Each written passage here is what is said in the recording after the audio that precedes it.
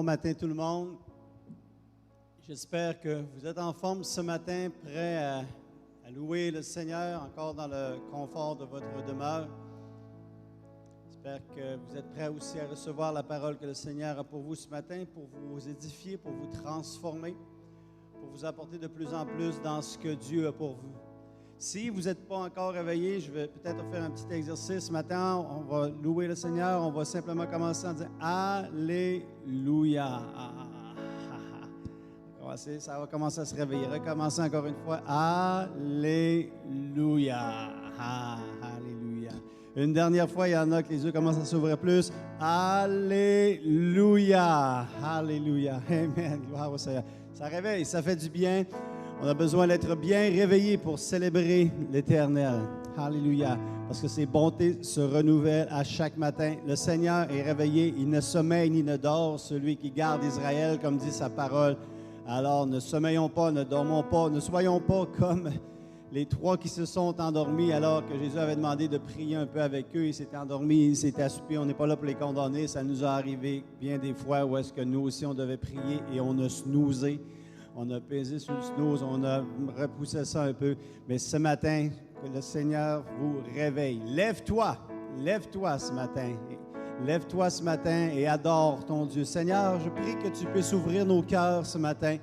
Que tu puisses, Seigneur Dieu, animer nos esprits, Seigneur. Alléluia. Pour que nous puissions t'adorer de tout notre cœur, de toute notre force, de toute notre pensée. Nous voulons mettre soucis et distraction de côté pour un temps. Réserver ce temps qui est là, Seigneur. Dire, je vais focusser, Seigneur. Je ne serai pas distrait, je ne me laisserai pas emporter par une nouvelle notification de Instagram ou de Facebook ou de peu importe ce matin, peu importe les notifications qui viendront. Seigneur, moi, je veux rester concentré sur toi dans ce moment et je prie que ton esprit fasse une œuvre puissante. Amen, amen. Alors, attendons-nous à quelque chose vraiment de spécial de la part du Seigneur alors qu'on rentre dans la louange avec Marie-Lou.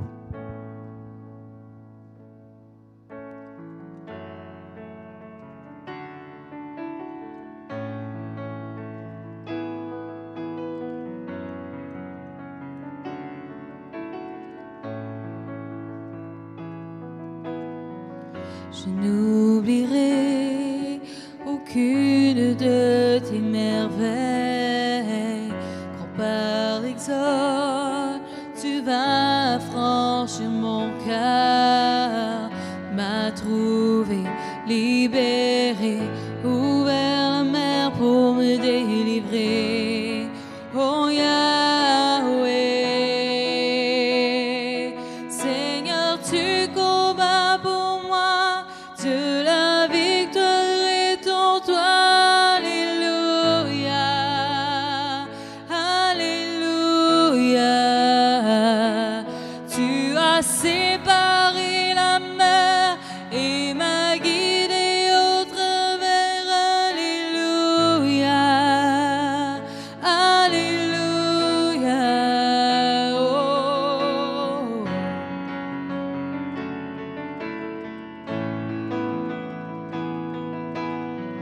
Je n'oublierai aucune de tes merveilles, quand par l'exode tu vas franchir mon cœur. Tu m'as trouvé, libéré, ouvert la mer pour me délivrer. Oh Yahweh, Seigneur, tu combats pour moi, de la victoire est en toi. Alléluia, Alléluia. Tu as séparé la mer et m'as guidé au travers. Alléluia, Alléluia.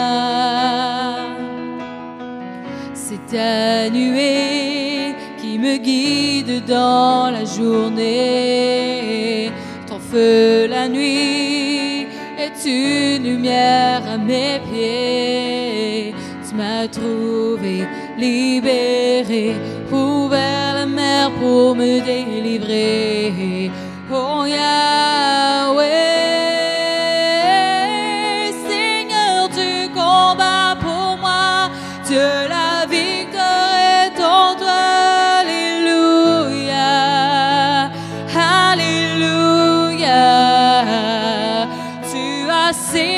séparé la mer et m'a guidé au travers.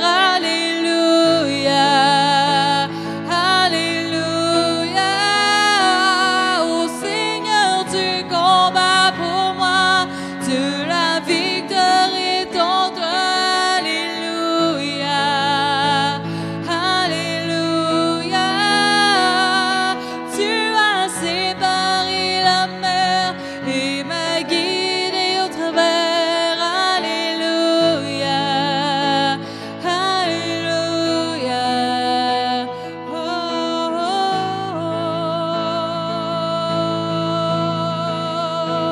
oh, oh.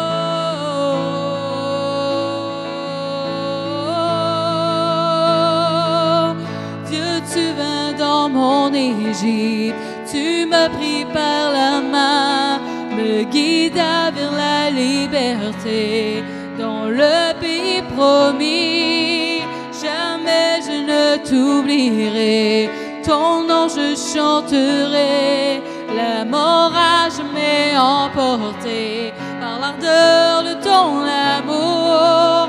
Dieu, tu vins dans mon Égypte, tu m'as pris par la main, me guida vers la liberté, dans le pays promis. Jamais je ne t'oublierai, ton nom je chanterai.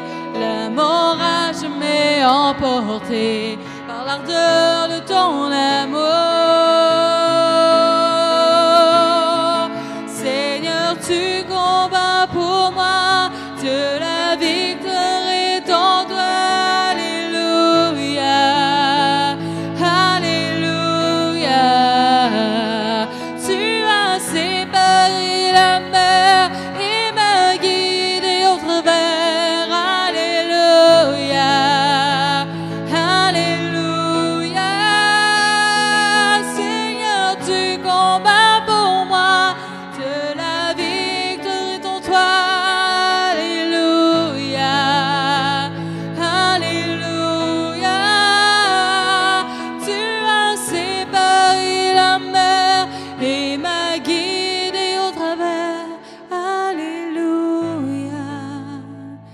Alléluia.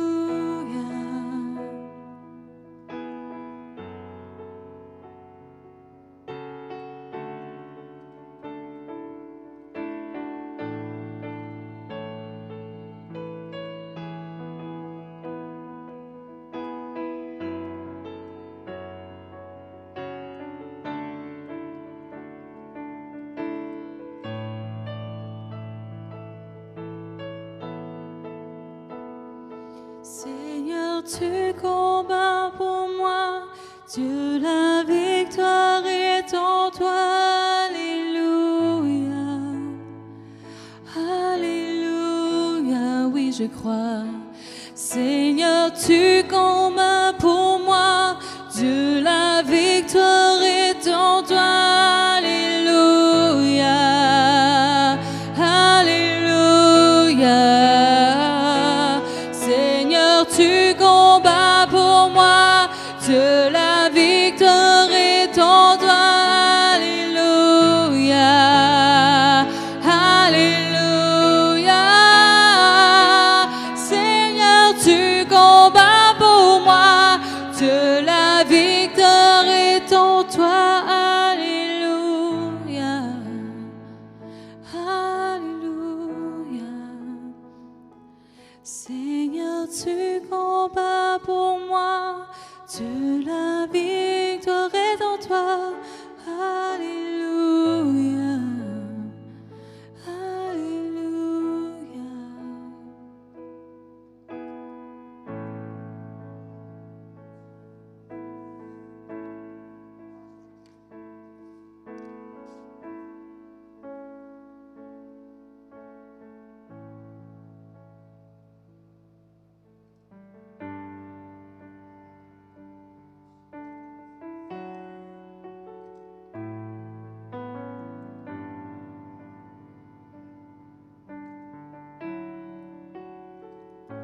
Quand la peur monte en moi, je ne m'enfuis pas, même dans les vallées. Ta présence me suffit quand je suis ébranlée. Oh oui, je tiens bon, ta présence me suffit. Tu es avec moi, Père, tu es pour moi. La peur ne me conquiert pas, car j'appartiens à Jésus. Je ne suis jamais seule, jamais abandonnée. Peur, tu ne me conquiers pas, car j'appartiens à Jésus.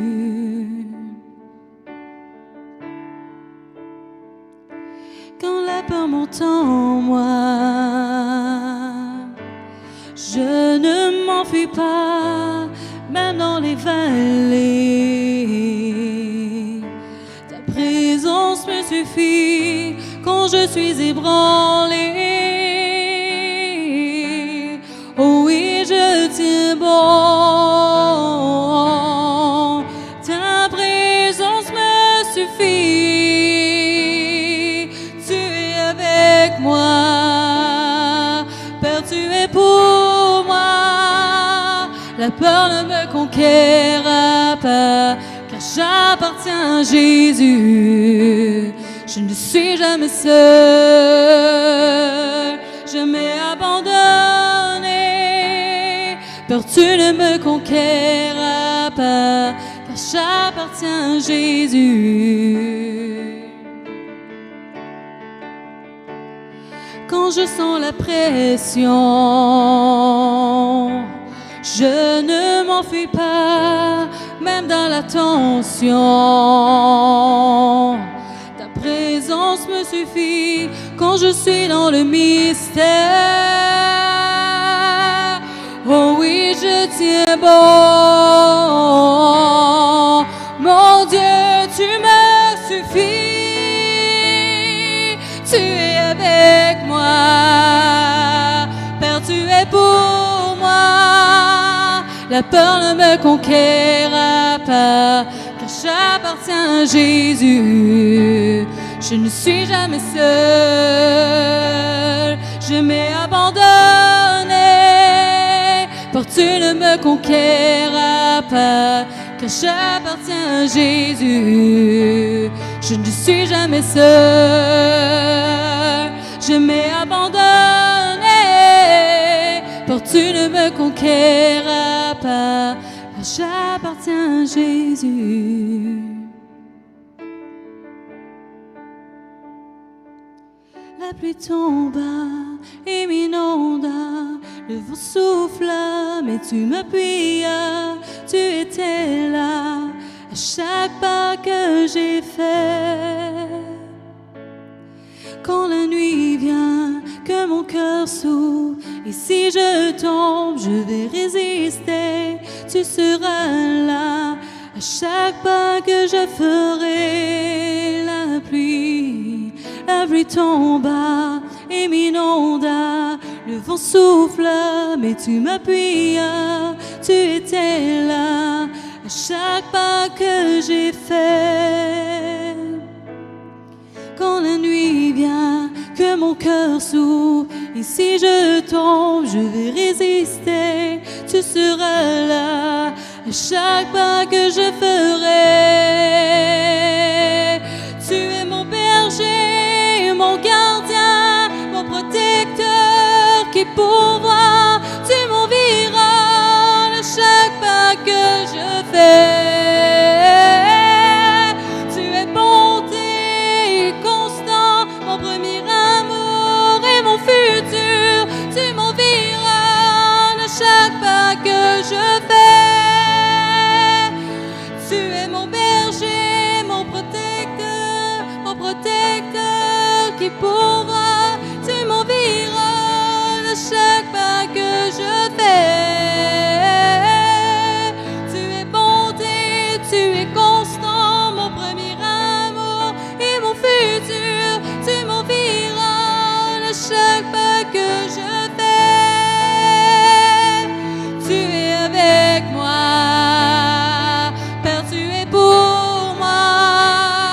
la peur ne me conquérera pas, car j'appartiens à Jésus. Je ne suis jamais seul, jamais abandonné. Peur, tu ne me conquérras pas, car j'appartiens à Jésus. Tu es avec moi, Père, tu es pour moi. La peur ne me conquérra pas, car j'appartiens à Jésus. Je ne suis jamais seul, jamais abandonné. Peur, tu ne me conquérras pas, car j'appartiens à Jésus. Peur, tu ne me conquérras pas, car j'appartiens à Jésus. Peur, tu ne me conquérras pas, car j'appartiens à Jésus. Peur, tu ne me conquérras pas, car j'appartiens à Jésus. Peur, tu ne me conquérras pas, car j'appartiens à Jésus. Même quand je marche dans la vallée de l'ombre et de la mort, je ne crains aucun mal. Même quand je marche dans la vallée de l'ombre et de la mort, je ne crains aucun mal. Même quand je marche dans la vallée de l'ombre et de la mort, je ne crains aucun mal. Même quand je marche dans la vallée de l'ombre et de la mort, je ne crains aucun mal. Même quand je marche dans la vallée de l'ombre et de la mort, je ne crains aucun mal. Même quand je marche dans la vallée de l'ombre et de la mort, je ne crains aucun mal. Même quand je marche dans la vallée de l'ombre et de la mort, je ne crains aucun mal. Même quand je marche dans la vallée de l'ombre et de la mort, je ne crains aucun mal. Tu es mon berger, mon gardien, mon protecteur qui pourvoit. Tu m'environnes chaque pas que je fais. Tu es bonté, tu es constant, mon premier amour et mon futur. Tu m'environnes à chaque pas que je fais. Tu es mon berger, mon gardien, mon protecteur qui pourvoit. Tu m'environnes à chaque pas que je fais. Tu es bonté, tu es constant, mon premier amour et mon futur. Tu m'environnes à chaque pas que je fais.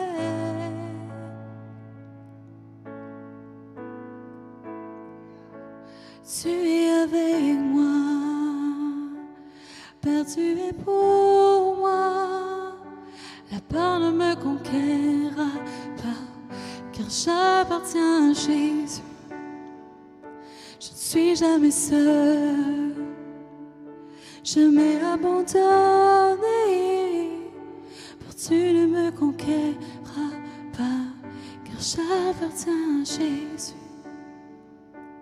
Tu es avec moi, Père, tu es pour moi. La peur ne me conquérera pas, car j'appartiens à Jésus. Je ne suis jamais seul, jamais abandonné. Père, tu ne me conquérras pas, car j'appartiens à Jésus.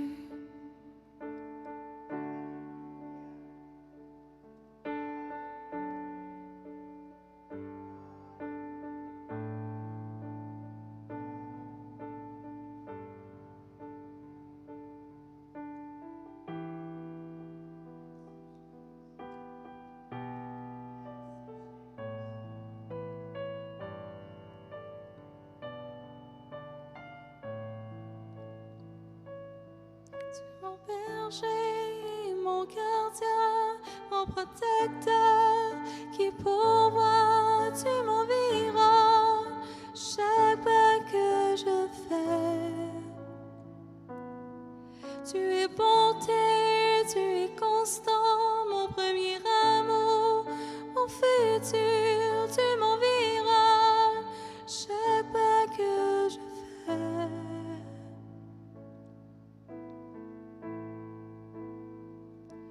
Tu es avec moi, Père, tu es pour moi. La peur ne me conquérera pas, car j'appartiens à Jésus. Je ne suis jamais seul, jamais abandonné. Pour tu ne me conquérras pas, car j'appartiens à Jésus.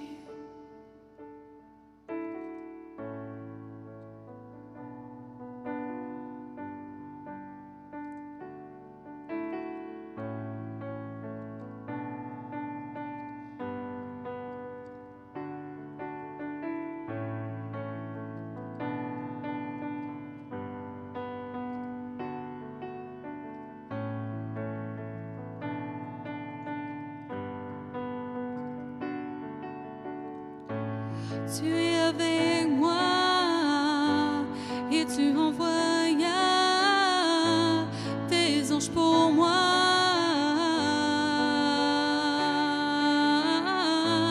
Tu es avec moi et tu envoyas tes anges pour moi.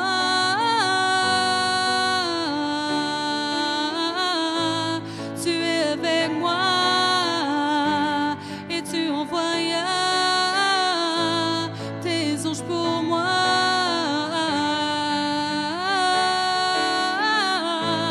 Tu es avec moi et tu envoyas tes anges pour moi. Pour garder mes voies, pour garder mes voies, pour garder mes voies. Regardez mes voies, tu es avec moi et tu envoies tes anges pour moi, pour garder mes voies. Tu es avec moi et tu envoies tes anges pour moi, pour garder mes voies. Avec moi et tu envoyas tes anges pour moi, pour garder mes voies. Tu es avec moi et tu envoyas tes anges pour moi, pour garder mes voies.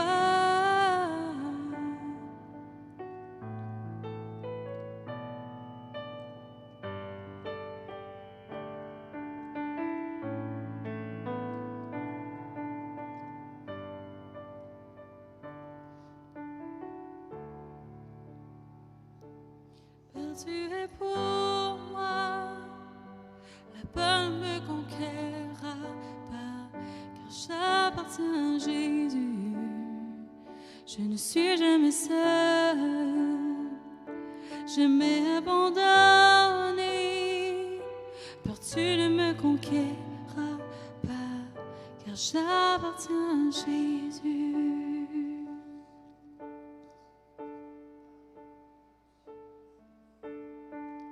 Lorsque sur moi s'abat l'orage, sa croix ranime mon courage. Quand tout faiblit autour de moi, sa présence soutient ma foi. Lorsque sur moi s'abat l'orage, sa croix ranime mon courage. Quand tout faiblit autour de moi, sa présence soutient ma foi. Sa présence soutient ma foi. Sa présence soutient ma foi.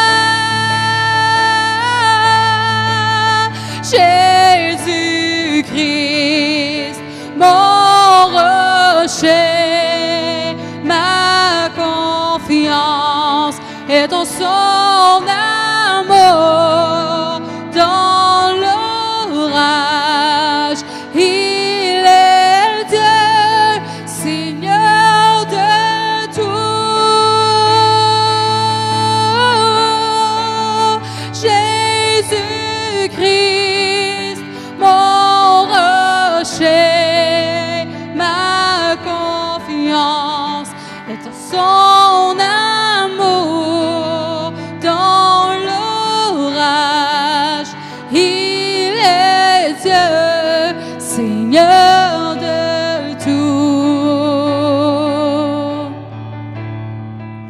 Jésus-Christ, mon rocher, ma confiance est en son amour.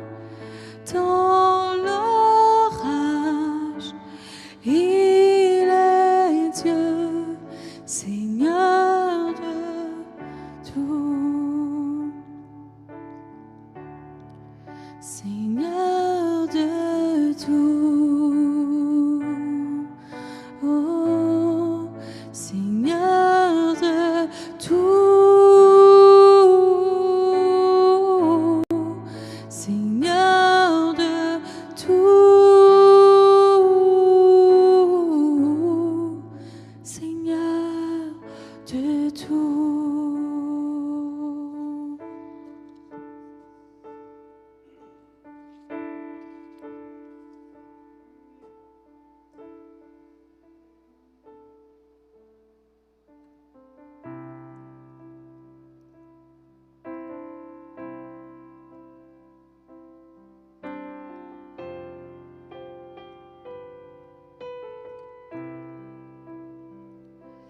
Tu fais de ma vie une mélodie, tu me revêts d'une chanson. Oui, je suis délivrée de tous mes ennemis, toutes mes craintes s'en vont. Tu fais de ma vie une mélodie, tu me revêts d'une chanson. Oui, je suis délivrée de tous mes ennemis, toutes mes craintes s'en vont. Non plus esclave de la peur, je suis enfant de Dieu. Non plus esclave de la peur, je suis enfant de Dieu. Du vent de ma mère, tu m'avais choisi, l'amour m'a appelé. Oui, né de nouveau dans ta grande famille, ton sang coule dans mes veines, ton sang coule dans mes veines. Non plus esclave de la peur, je suis enfant de Dieu. Non plus esclave de la peur, je suis enfant de Dieu. Oh, oh, oh, oh, oh, oh,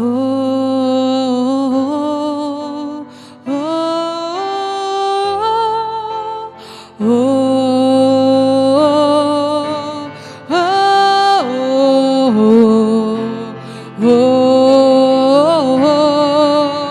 oh.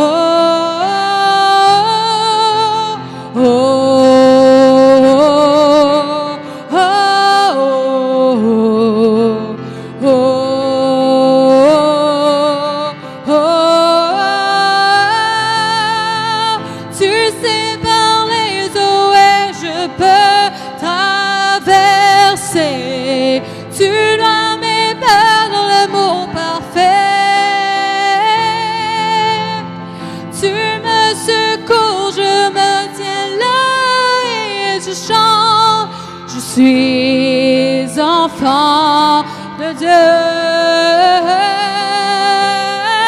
Tu sépares les eaux et je peux traverser. Tu dois mes peurs dans l'amour parfait. Tu me secours, je me tiens là et je chante. Je suis enfant de Dieu. Je suis enfant de Dieu. Je suis enfant de Dieu. Oh, non plus esclave de la peur, car je suis enfant de Dieu. Non plus esclave de la peur, car je suis enfant de Dieu. Je suis libre de la peur, car je suis enfant de Dieu. Plus aucune chaîne de la peur me retient, car je suis enfant de Dieu.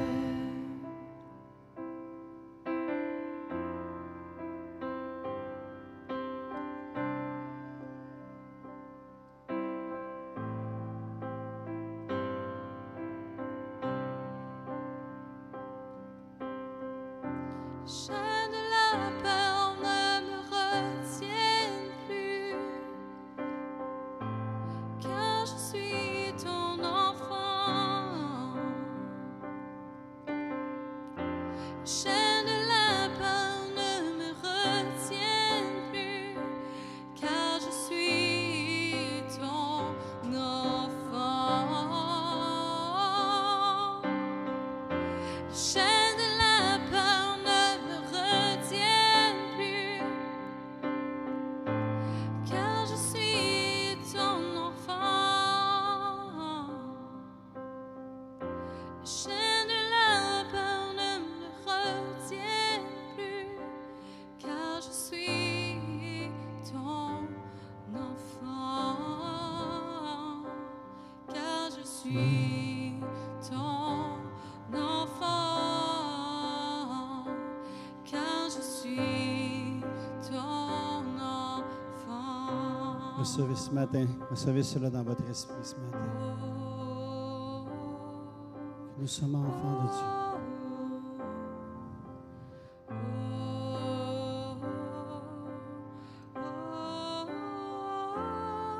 Je suis enfant de Dieu. Déclare-le. Je suis enfant de Dieu. Je suis enfant de Dieu. Je suis enfant de Dieu. Je suis enfant de Dieu. Alléluia. Amen. Quelle belle assurance, quelle belle espérance que d'être enfant de Dieu. On n'est pas enfant de n'importe qui. Ah oui, on peut être l'enfant de nos parents et tout ça, des fois on se retrouve être béni d'être l'enfant de certains parents. Quelques moments, on se retrouve des fois moins béni.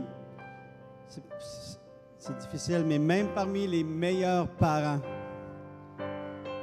le fait d'être rien n'égale le fait d'être enfant de Dieu. Savoir que nous appartenons à Dieu. Parce que nous sommes avec lui. Si Dieu est avec nous, qui sera contre nous? Amen. Amen. J'espère que cela puisse nourrir votre esprit, vous encourager ce matin. Alors qu'on louer le Seigneur ensemble, que cela puisse vraiment être une source d'encouragement. Amen. Et j'aime ce chant-là et vous allez comprendre dans la suite du message, il n'y a pas eu de consultation ou quoi que ce soit, savoir, on va prêcher ça, voici les chants qui vont être apportés. Il faut vraiment que le Saint-Esprit a coordonné, comme à plusieurs reprises, il coordonne vraiment les messages et les choses que l'on fait, le temps de louange. Et je pense que le Seigneur a vraiment une pensée particulière à nous transmettre ce matin. Amen. Amen. Donc, gloire au Seigneur. Merci, Marie-Lou, pour ce merveilleux temps de louange. On a vraiment été bénis. J'espère que vous avez été bénis aussi à la maison. Là où vous êtes, que ce soit à Gatineau, que ce soit à travers jusqu'à Québec ou encore même jusqu'en Afrique, en Côte d'Ivoire ou d'autres endroits à travers le monde qui nous suivent. Vraiment, on bénit le Seigneur pour votre présence et on espère vraiment que vous avez été grandement bénis, grandement bénis. Alléluia. Gloire à Dieu. Dans les dernières semaines, vous savez, on a fait une pause de 2 semaines pour participer à la vague de prière. Il y a eu des milliers de personnes qui se sont connectées tout au travers ces 2 semaines-là pour prier en unité. On a prié pour les différentes régions de la province de Québec, le dernier soir aussi pour le Canada. Que Dieu visite la francophonie, que Dieu visite le Québec d'une façon particulière. C'était des moments extraordinaires. Plusieurs intervenants, intercesseurs, dont moi-même, ont prié durant ces semaines, ces différents jours-là. Et c'était vraiment un temps extraordinaire. On connecte ensemble les leaders, les pasteurs de différents ministères, églises et croyants, tous unis pour l'avancement du corps de Christ. Et c'était vraiment des temps extraordinaires pour ceux qui ont pu participer. On bénit le Seigneur pour cela. Mais maintenant, on reprend nos programmes à nous de source de vie dans les prochaines semaines. Donc, cette semaine, mercredi, on revient encore avec nos groupes de discussion Zoom, où est-ce que nous nous connectons chaque mercredi soir à 19h30 pour être capable de partager, d'aller plus en profondeur sur le message du dimanche. Mettez cela à votre agenda, connectez-vous avec nous, vous allez sur la page Facebook de l'Église et tout, vous allez voir l'information pour être capable de vous connecter directement sur le Zoom du mercredi soir. Le vendredi soir, on veut continuer, on avait commencé dans les dernières semaines, quelques semaines avant la vague de prière, à voir le quiz biblique du vendredi. C'est vraiment le fun parce qu'on grandit dans notre connaissance des Écritures, on se rafraîchit la mémoire, c'est bon de connaître la parole, de connaître les choses de Dieu, mais encore plus que ça, c'est la fraternité que ça provoque, c'est le sourire, le fun que l'on a d'être ensemble, de connecter les uns avec les autres. On a vraiment des temps formidables. Honnêtement, la fraternité est pratiquement encore plus le fun que l'aspect même du quiz et des questions, même si les deux sont vraiment le fun aussi, mais vraiment, cette dimension-là de fraternité est cool. Les vendredis à 8 heures, on se connecte et puis ça dure à peu près 1 heure maximum. Ça nous donne juste d'avoir un bon temps ensemble. Alors, encore là, c'est au travers de Zoom que l'on peut faire cela, au travers de la page Facebook de l'Église. Cette semaine, nous allons débuter quelque chose d'extraordinaire, quelque chose qui m'excite énormément avec Papa Armand et Maman Lydie qui sont avec nous de Source de Vie, mais qui sont campés à Québec.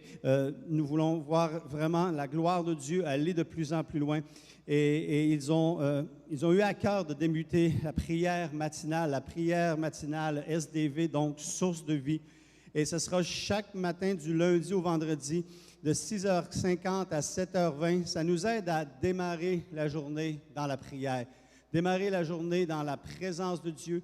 Et donc, ça sera sur la page, il y a une page YouTube qui est créée spécialement pour cela, où est-ce que vous allez sur la prière matinale Source de Vie, et vous allez être capable de trouver la page YouTube pour être capable de suivre ça.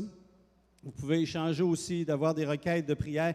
Et chaque journée du lundi au vendredi vont comporter différents aspects, comme par exemple le lundi, la reconnaissance, la progression envers Dieu, envers nous-mêmes, envers les autres. Donc la thématique de l'année, prier pour la soif de l'Éternel, prier pour l'intelligence, la sagesse de Dieu. Le mardi, prier pour repentance, sanctification, un cœur pur, l'adoration, prier pour prendre autorité. Donc il y a toutes sortes d'aspects de la prière qui vont être développés. Chaque journée va avoir ces thématiques. Et on va rendre bientôt disponible tout le plan de prière avec ça, ce qui va être suivi du lundi au vendredi. Donc, c'est pas dur, vous allez sur Prière Source de Vie sur YouTube. Ce n'est pas Facebook pour l'instant, mais si vous allez sur Prière Source de Vie sur YouTube, et vous allez être capable de prier, d'être accompagné. Donc, papa Armand et maman Lydie vont nous conduire, vont nous guider dans ces moments de prière-là de 6h50 à 7h20. C'est un bon moment pour commencer à prier ensemble, connecter avec Dieu. Et ça commence dès cette semaine, donc ça va être quelque chose de super extraordinaire qui va prendre place. Je vais prendre le temps ce matin, avant d'aller aux offrandes, prendre le temps de faire le suivi sur les mesures sanitaires, les choses qui se passent présentement et tout, avec les différentes directives qui ont été prises par le gouvernement. Comme vous savez, dans les semaines passées, on avait annoncé, je vous avais dit que nous, notre Église, en collaboration avec les assemblées de Pentecôte, dont notre Église fait partie, et le REC, les rassemblements évangéliques du Québec, donc les Églises évangéliques du Québec, faisait de la représentation auprès du gouvernement, aussi en collaboration avec la table interreligieuse, donc différentes autres organisations religieuses, pour demander que le passeport vaccinal ne soit pas appliqué dans les églises, parce que nous voulons, comme on l'a lu la semaine passée avec notre frère Alexis qui a fait la lecture, nous croyons que l'Église est un service essentiel, que les gens ont besoin d'être rencontrés, même si ils ont, par conviction, par décision, le vaccin ou non, de pouvoir avoir accès à l'Église pour leurs besoins spirituels, leurs besoins émotionnels, leurs besoins psychologiques. L'Église fait tout ça. Et donc, il y a eu de la représentation. Et c'est important de comprendre un peu l'approche, et même depuis le début de la crise, de la pandémie, combien, dans le début, l'Église évangélique, de façon générale, l'Église catholique, ces choses-là sont connues dans la province de Québec, mais le ministère des évangéliques, peut-être je vous apprends quelque chose, peut-être que pour vous, je ne vous apprends rien, mais on n'était pas beaucoup reconnus et connus et unis autant pour travailler ensemble et donc auprès des instances gouvernementales. Et tout ce processus-là a fait que nous avons eu une voix qui, à un moment donné, on a eu plus de droits, plus de choses qui ont été là, parce qu'il y a une relation, il y a un discours qui a été entamé, qui a été fait avec le gouvernement. Et s'il y a une chose de positif, je parlais avec un des représentants cette semaine du REC, et puis on parlait avec lui cette semaine, et s'il y a une chose qui est positive de cela, c'est que maintenant, avec le temps, l'Église chrétienne commence à être de plus en plus reconnue. On n'a pas nécessairement eu tout ce qu'on voulait, mais il y a comme une nouvelle reconnaissance, une nouvelle compréhension de qui nous sommes. Et c'est important parce qu'on veut que l'Église puisse prendre place dans la société, puisse être bien reconnue et appréciée pour ce qu'elle est. Et donc, cette approche-là de vouloir collaborer, de vouloir être connue et d'aller ensemble et tout, c'est vraiment quelque chose qui a pris place au travers de ce moment-là. Et par exemple, même, dans les nouvelles mesures qui ont été annoncées, le fait que le passeport vaccinal ne sera pas en application dans les églises à partir pour 50 personnes maximum. À partir du 14 mars, c'est le fruit des négociations et être capable d'avoir un plus grand nombre de personnes qui viennent aussi dans l'Église. Je vais dire, ce n'est pas beaucoup, mais si ça n'aurait pas été de la représentation et de la reconnaissance qui était là, ça aurait été zéro. Mais dans les négociations, dans les discours qui étaient faits, c'est la proposition qui était faite qu'à partir du 14 mars, nous puissions aller dans les lieux de culte sans passeport vaccinal, avec 50 personnes maximum, sans compter les bénévoles et le staff qui est là. Donc, ça met une soixantaine de personnes qui sont là. Et s'il y a le passeport vaccinal, le nombre est illimité. Donc, cela n'aurait pas pu être possible sans les prières, sans les négociations, sans les paroles. Vous allez dire, peut-être c'est pas beaucoup, mais c'est mieux que ce qu'on aurait eu s'il n'y aurait pas eu de plus en plus cette reconnaissance qui était là. Alors, on veut prier entre-temps que, éventuellement, quand même, ça puisse aller au-delà de cela et qu'on puisse vraiment se réunir tous ensemble. Et dans cet ordre d'idées-là, on a pris la décision de pouvoir attendre ensemble. Donc, le 14, c'est un lundi, donc il faudra attendre le dimanche 20 mars pour recommencer à venir ensemble, toute la famille de Dieu ensemble. On voulait avoir l'opportunité, donner la chance à ce qu'on puisse revenir les uns avec les autres ensemble. Donc, durant ce temps-là, les prochaines semaines, on va continuer d'être en ligne.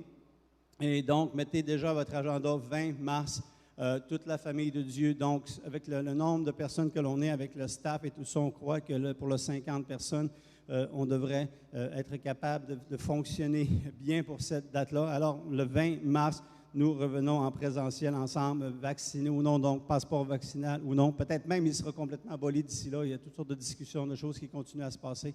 Mais la date importante est le 20 mars. Amen. Donc, On remercie le Seigneur et il ne faut jamais oublier une chose en tant que corps de Christ, en tant qu'Église. On doit toujours, non seulement vivre, on doit vivre pas seulement dans le moment présent, mais on doit vivre dans le moment futur.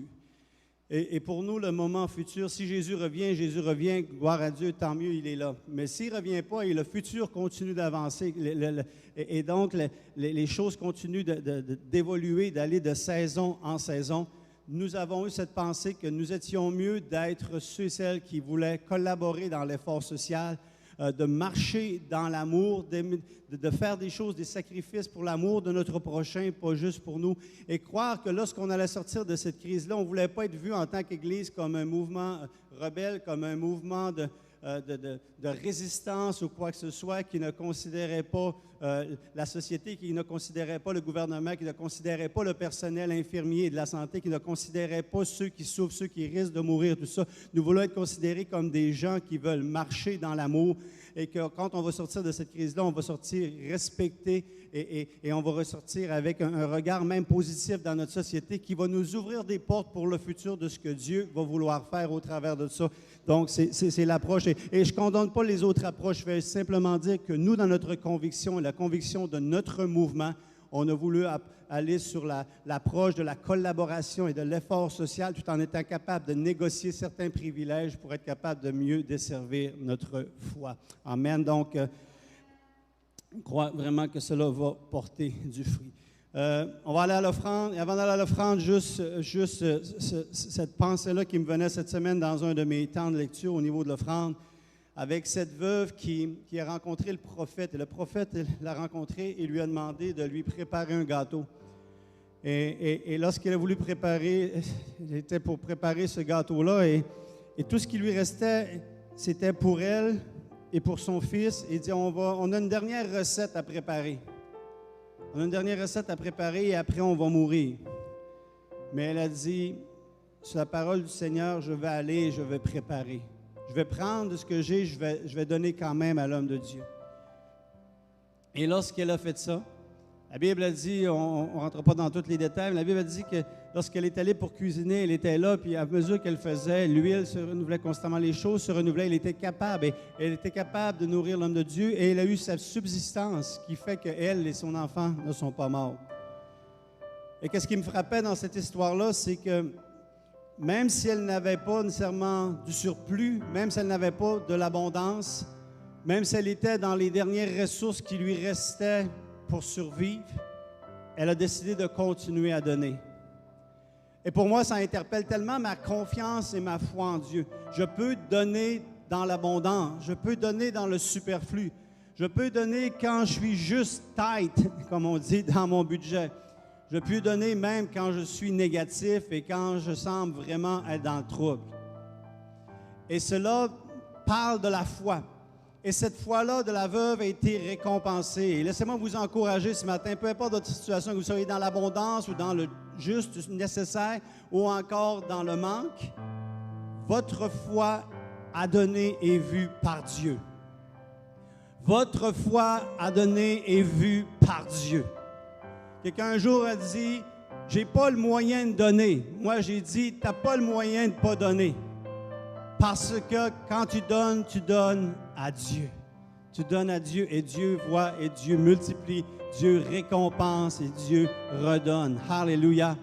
Alors donc, je partageais cette pensée-là ce matin alors qu'on voit les informations en ligne que vous voyez maintenant sur comment on peut donner au travers de PayPal, comment on peut donner au travers le site web de l'Église. Vous voyez les informations. On peut prier, Seigneur, ce matin, touche mon Dieu. Touche mon Dieu ton peuple, tes fils et tes filles. Seigneur, qu'il ne donne pas sous contrainte de mes paroles ou persuasion de mes paroles, mais qu'il donne sur la foi de la déclaration des Écritures et des principes de Dieu. Et que, Seigneur, il puisse expérimenter ta fidélité comme cette veuve a expérimenté Jéhovah Jireh, a expérimenté la provision du ciel parce qu'elle a cru dans la provision du ciel. Seigneur, que ce matin, ceux et celles qui donnent, Seigneur, puissent expérimenter la provision du ciel. Au nom de Jésus. Amen. Amen. Gloire à Dieu. Gloire à Dieu. Alléluia. Alléluia. Amen. J'avais tellement d'annonces ce matin, j'ai l'impression que j'ai déjà fait une prêche juste avec les annonces. Ce matin, on continue avec dans le thème qu'on a de cette année, de progresser avec Dieu. On veut, notre accent de progresser ensemble cette année, on veut progresser ensemble, mais notre premier thème ce matin qui est de progresser avec Dieu. On continue dans cette dimension-là et le titre est de progresser avec Dieu dans notre nouvelle identité. Progresser avec Dieu dans notre nouvelle identité. Plusieurs voix s'élèvent dans nos têtes, savoir qui nous sommes. Si je vous demanderais qui vous êtes, de la même façon que Jésus a dit à ses disciples, il dit, qu'est-ce que les gens disent que je suis? Certains vont dire Jérémie, d'autres vont dire Jean, etc., etc. Ils vont donner toutes sortes de noms, toutes sortes de choses. Mais vous, qui dites-vous que je suis? Et si on vous pose la question, vous êtes qui? Certains vont dire, je suis un électricien, je suis un pharmacien, je suis un mari, je suis un père, et vont rentrer dans toutes sortes de détails. Et malheureusement, il y en a qui vont dire, quand tu es jeune, ils vont dire, je suis un super-héros. Et tout ça, tu vas grandir. Puis après ça, tu vas grandir plus tard, tu vas avoir des échecs, tu vas dire, je suis passé d'un super-héros à un super-zéro. Je suis un imbécile, je suis bon, je suis capable, je suis un incapable, je suis un étudiant, etc. On va se qualifier par toutes sortes de choses que l'on pense. La Bible dit, tel un homme pense, tel il est. Et donc, de toutes ces voix qui s'élèvent, je crois que la voix la plus importante qui va nous convaincre de qui nous sommes, c'est la voix de Dieu. C'est ce que Dieu dit que nous sommes. Et on va regarder à deux passages des Écritures ce matin avant de développer dans cette thématique-là. Et on va décortiquer ces deux versets-là et on va continuer pour apprendre encore plus à comprendre notre nouvelle identité, l'identité que nous avons. 2 Corinthiens chapitre 5, versets 16 et 17 dit ceci. « Ainsi, dès maintenant, nous ne connaissons personne selon la chair. Et si nous avons connu Christ selon la chair, maintenant nous ne le connaissons plus de cette manière. Si quelqu'un est en Christ, il est une nouvelle créature. Les choses anciennes sont passées, voici toutes choses sont devenues nouvelles. » Et le deuxième passage dans Jean chapitre 3, versets 3 à 8, où est-ce que Jésus est ici avec Nicodème qui était venu le visiter et le questionner pendant la nuit. Dit, Jésus lui répondit, en vérité, je te le dis, si un homme ne naît de nouveau, il ne peut voir le royaume de Dieu. Nicodème lui dit, comment un homme peut-il naître quand il est vieux? Peut-il entrer dans le sein de sa mère et naître? Jésus répondit, en vérité, je te le dis, si un homme ne naît d'eau et d'esprit, il ne peut entrer dans le royaume de Dieu. Ce qui est né de la chair est chair, ce qui est né de l'esprit est esprit. Ne t'étonne pas que je t'ai dit, il faut que vous naissiez de nouveau. Le vent souffle où il veut et tu en entends le bruit, mais tu ne sais d'où il vient ni où il va. Il en est ainsi de tout homme qui est né de l'esprit. Dans le premier passage, il dit, dès maintenant, nous ne connaissons personne selon la chair. Si nous avons connu Christ selon la chair, maintenant, nous ne le connaissons plus de cette manière. Si quelqu'un est en Christ, il est une nouvelle créature. Vous ne connaissez plus les gens selon la chair. Et qu'est-ce que la Bible est en train de dire selon la chair? On ne fait pas juste connaître maintenant quelqu'un. Nous ne connaissons plus les gens seulement selon la chair, donc selon l'apparence et la déduction humaine qui est là, qui disent, voici, je vois ça et c'est ce que tu es. Il dit, on ne connaît plus de cette manière. Maintenant, on va connaître, on va dans d'autres passages, je veux te connaître, on connaissait selon la chair, mais maintenant, nous vous connaissons selon l'esprit. Donc, selon la révélation du ciel. En d'autres mots, souvent, tu te définis, tu crois qui tu es parce que tu te connais selon la chair. Mais maintenant que tu es en Christ, si quelqu'un est en Christ, il est maintenant une nouvelle créature et à ce moment-là, tu ne connais plus les gens selon la chair, mais tu le connais selon l'esprit, selon la pensée de Dieu, selon ce que le ciel déclare de toi. Maintenant, lorsque je regarde quelqu'un qui est une nouvelle créature, donc qui est devenu chrétien, je veux le connaître, non pas seulement la chair, mais selon l'esprit, selon l'identité que Dieu dit qu'il a. C'est quelque chose qui est complètement nouveau. Les choses anciennes sont passées. Voici, toutes choses sont devenues nouvelles. Parce qu'avant, tu étais seulement selon la chair, tu étais limité, mais maintenant, tu es selon l'esprit. Tu es maintenant une nouvelle créature. Et je veux découvrir cette nouvelle créature-là. C'est qu'est-ce que Dieu t'appelle à être. Paul était un tueur, Paul était un persécuteur, mais en réalité, c'était ce qu'il était selon la chair à ce moment-là. Alors que selon l'Esprit, il était maintenant appelé à être un apôtre de Dieu, un prédicateur de l'Évangile où ce que Dieu envoierait, où ce que Dieu travaillerait au travers de lui. Celui qui était meurtrier, celui qui apportait la mort, c'était selon la chair. Mais maintenant, Paul étant une nouvelle créature, n'apporte plus la mort, mais apporte maintenant la vie. Alléluia! Quelqu'un veut recevoir sa révélation de ce qu'il est selon l'Esprit. Selon l'Esprit de Dieu. Il est en Christ, il est une nouvelle créature. Les choses anciennes sont passées, toutes choses sont devenues nouvelles. Quand on dit les choses anciennes sont passées, toutes choses sont devenues nouvelles, ça ne veut pas dire que tes yeux bleus sont rendus verts. Ça ne veut pas dire que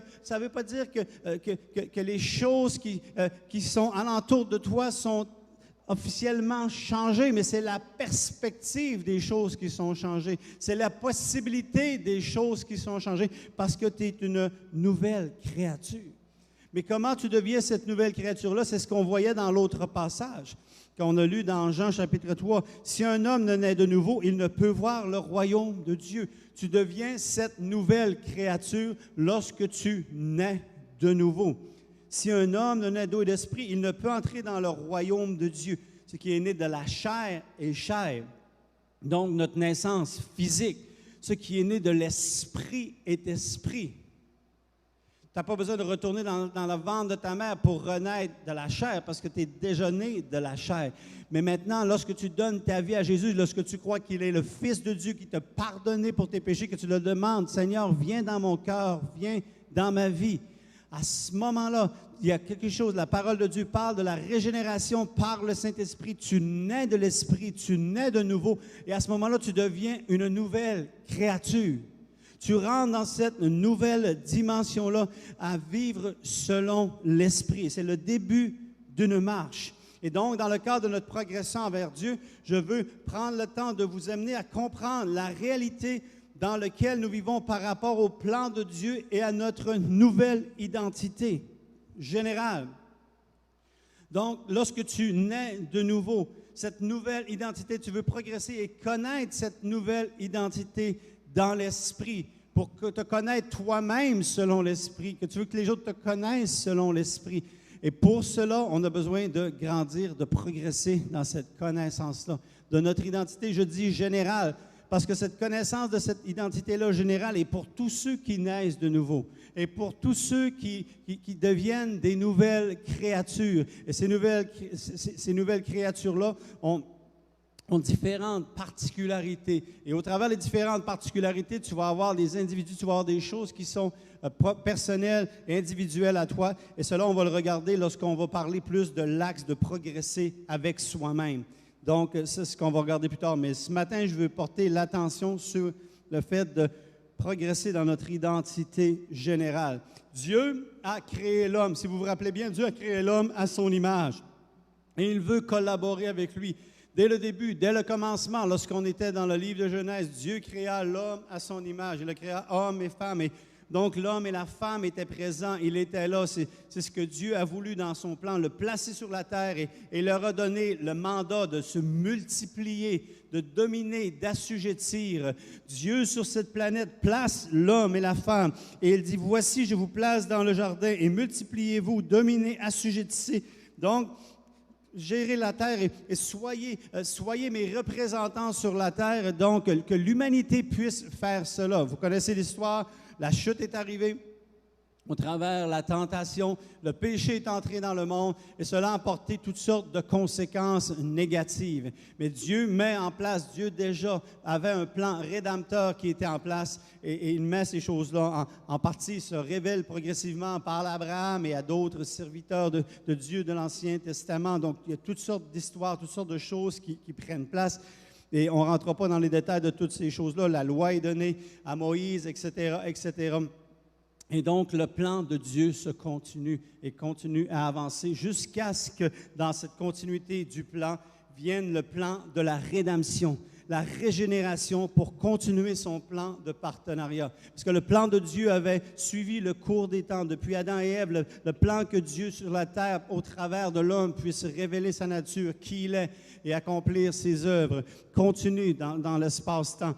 Mais maintenant, lorsqu'arrive le plan de rédemption, on avait quelque chose qui devait prendre place et Jésus vient faire l'œuvre pour qu'on puisse justement avoir la possibilité de naître de nouveau, d'être régénéré, de continuer dans le partenariat avec Dieu. Mais maintenant, ce partenariat avec Dieu va se faire avec un nouveau type, parce que selon l'Ancien Testament, ils étaient là et l'Esprit leur parlait et l'Esprit pouvait venir sur eux. Mais jusqu'à la nouvelle naissance, jusqu'à la rédemption, la régénération, l'Esprit n'habitait pas en personne sur eux. Maintenant, Dieu dit dans cette continuité du plan-là, mon esprit va demeurer en eux. Et je vais faire cette œuvre-là au travers d'eux en habitant en eux. Ça ne veut pas dire qu'il n'y aura pas des moments où l'esprit vient sur nous, mais l'esprit peut être en nous alors qu'il n'a jamais pu être là dans l'Ancien Testament, dans l'Ancienne Alliance. Donc, Dieu crée un nouveau prototype. Un nouveau prototype pour accomplir son désir, que son règne vienne et que sa volonté s'accomplisse sur la terre comme au ciel. Dieu veut que sa volonté s'accomplisse sur la terre comme au ciel. Et pour être capable d'accomplir cette mission-là, il dit, maintenant on continue le plan. Voici ce que l'on va continuer de faire. Et pour accomplir la mission avec ce nouveau prototype, il va nous équiper d'officiers. Dans Éphésiens chapitre 4, verset 11, c'est là qu'il dit, maintenant, pour être capable, pour édifier les saints, pour leur permettre de faire l'œuvre du ministère, le service que je veux qu'ils puissent faire pour moi, je vais leur donner 5 offices, je vais donner des dons aux hommes. Et il a donné des gens comme apôtres, comme prophètes, comme évangélistes, comme pasteurs, comme enseignants pour nous aider. Et donc, dans cette mission qu'on continue de progresser dans le plan de Dieu, il y a des apôtres qui sont plus là pour aider à l'implantation, comme ils étaient là pour l'implantation de l'Église dans le livre des Actes, d'apporter de l'expansion, d'apporter de la croissance, de bâtir, de mettre des structures, de mettre des choses en place. C'est en général ce que les apôtres vont faire. Il y a les prophètes qui vont venir aussi, qui sont donnés pour apporter une dimension du ciel où ce que Dieu parle et il relâche des messages aux hommes. Et pour le plan de Dieu, des messages généraux, quelquefois des messages qui sont individuels, mais il essaie d'apporter une pensée et un cœur du ciel pour apporter cette révélation-là selon l'Esprit sur la terre. C'est ce que les prophètes, de façon générale, on pourrait développer grandement sur chacun de ces choses-là. Je veux juste faire un résumé rapide. Et d'envoyer les évangélistes aussi, qu'eux autres étaient là plus pour proclamer l'Évangile, annoncer le salut, annoncer la repentance, annoncer que les gens ont besoin de se tourner vers le Seigneur, de mettre des choses en place pour que les gens viennent à la connaissance de Dieu. C'est ce que l'évangéliste fait de façon générale. Le pasteur va être là aussi. Le pasteur, pourquoi? Pour paître les brebis, prendre soin des gens, rencontrer les gens, être là pour les accompagner dans leurs besoins et tout. C'est ce que le pasteur va faire. Et le docteur ou l'enseignant va déterminer plus la théologie, les enseignements, la connaissance de Dieu qui va apporter certaines pensées de ce niveau-là. Et ce n'est pas parce que tu es un ou l'autre de ces dons-là que tu ne peux pas faire d'autres choses. D'autres mots, l'apôtre peut vraiment prendre soin des gens aussi, et puis le pasteur peut avoir des révélations de la part de Dieu et tout, sauf que leur identité générale va plus se trouver dans la sphère que Dieu leur a donnée. Dieu donne ces dons-là à l'Église. Dieu donne différents autres dons dans l'Église. Des gens qui ont le don d'opérer des miracles, des dons de libéralité, de miséricorde, etc., etc. Fait que Dieu équipe son Église pour faire sa mission et nous permet d'avoir la parole qui est rassemblée, la Bible que nous avons, les Écritures qui sont rassemblées et aussi l'assistance du Saint-Esprit qui vient pour nous diriger, pour faire avancer son œuvre, afin qu'on puisse progresser avec lui. Maintenant, revenons à notre prototype, à son idée, à son identité générale.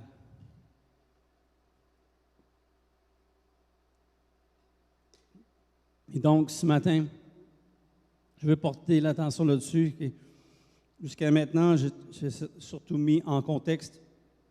Maintenant, c'est quelque chose qui est important de comprendre, important de saisir par rapport à notre progression avec Dieu dans notre nouvelle identité, c'est ici. Parce que la Bible nous est remplie d'images. La Bible est remplie de figures ou de d'exemples qui vont nous permettre de comprendre notre identité générale.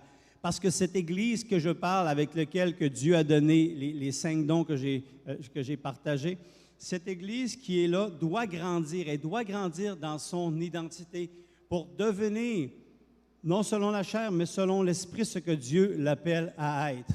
Et c'est différentes choses que je vais définir. Il y en aura encore plusieurs, mais j'en ai choisi quelques-unes, font partie de ce que nous sommes appelés à devenir et à être. Et on doit viser à grandir dans ces sphères-là. Donc, premièrement, on veut dans la connaissance de notre identité générale, on veut la connaître, la comprendre pour l'appliquer. C'est important de pouvoir la connaître notre identité, la comprendre, qu'est-ce que ça veut dire, et finalement l'appliquer. Premièrement, c'est la dimension dans laquelle, que dans cette identité-là, nous sommes appelés à être des créatures de Dieu. Dieu nous a créés. Vous avez besoin de croire que c'est Dieu qui vous a créés. Nous sommes les créatures de Dieu, créées à son image. Il y a une partie de la divinité, donc de l'exemple de Dieu, de l'aspect de la dimension de divinité que Dieu a mis et qu'on est semblable à lui. Il nous a créés à son image, à sa ressemblance. C'est une des premières choses que l'on doit réaliser. On ne vient pas du néant, on vient de la volonté de Dieu, on vient du cœur de Dieu, la planification de Dieu. Vous êtes spécial. Deuxièmement, on est enfant de Dieu. On est enfant de Dieu. Et lorsqu'on parle qu'on est enfant de Dieu, on le met en parallèle avec la créature de Dieu, c'est que la création, la nature, les animaux, et nous sommes des créatures de Dieu. Mais c'est important la distinction ici. Nous sommes des créatures de Dieu, mais nous devenons enfants de Dieu, comme on l'a chanté ce matin. À tous ceux, pourquoi vous dites ça, pasteur? C'est parce que la Bible dit ça. À tous ceux qui l'ont reçu, à ceux qui croient en son nom, il leur a donné le pouvoir de devenir enfants de Dieu. C'est un mensonge, c'est une erreur, c'est une fausse vérité qui circule dans le monde de dire qu'on ne peut pas dire qu'on est tous des enfants de Dieu. Non, on est tous des créatures de Dieu, mais nous ne sommes pas tous des enfants de Dieu. Nous sommes des enfants de Dieu à tous ceux qui l'ont reçu, qui ont cru en son nom, en parlant de Jésus, à ceux qui ont cru dans le nom de Jésus. Tu deviens enfant de Dieu et tu as la nouvelle naissance, comme on l'a vu ce matin. Je crois ça, je deviens enfant de Dieu. Et lorsque je comprends que je deviens enfant de Dieu, que je suis enfant de Dieu, je ne suis plus esclave de la peur parce que je suis enfant de Dieu. Je confiance en Dieu, il est avec moi, je suis son enfant, je suis héritier de ses promesses.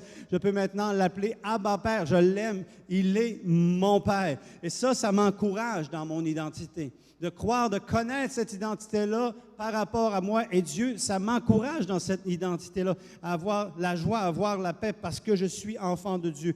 Lorsque je comprends que je suis enfant de Dieu, je comprends aussi que ceux qui croient aussi comme moi deviennent enfants de Dieu et qui deviennent donc mes frères et mes sœurs dans la foi. Et nous sommes une famille spirituelle. Et ça, c'est une dimension que souvent les autorités, le gouvernement, les gens qui sont alentour de nous ne comprennent pas parce que nous ne sommes pas juste comme une institution avec une religion, mais nous sommes enfants de Dieu. Nous sommes des frères et des sœurs. Et si je vois que les autres sont mes frères et mes sœurs, je comprends ça dans mon identité et dans leur identité. On fait attention à nos frères et nos sœurs. C'est précieux, nos frères et nos sœurs. C'est quelque chose que je veux prioriser, mes frères et mes sœurs. Parce que j'ai cru en lui. Alors, vous devez comprendre cette dimension-là de l'enfant de Dieu. On fait partie d'une famille spirituelle,